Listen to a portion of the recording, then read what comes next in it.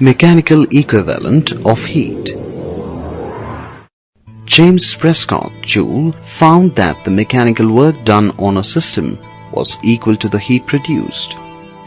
That is, W is directly proportional to Q, or W is equal to JQ.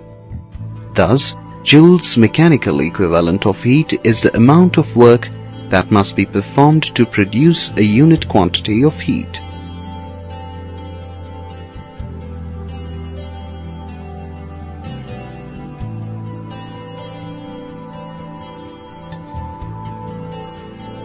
Joule's experiment for determining mechanical equivalent of heat.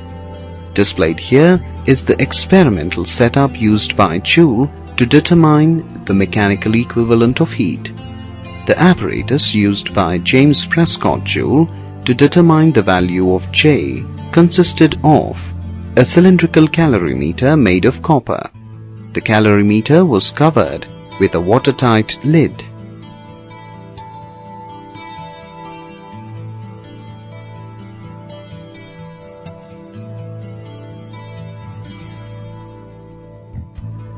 Vanes were fixed to the inner wall of the calorimeter.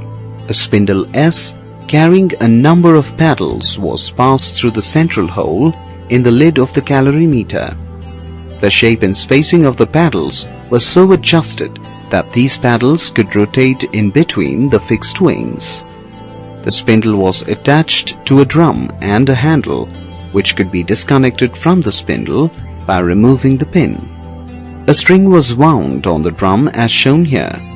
Joule attached two equal masses at the ends of the string that passed over the pulleys P1 and P2. Two vertical scales S1 and S2 were used to measure the heights through which the masses fell.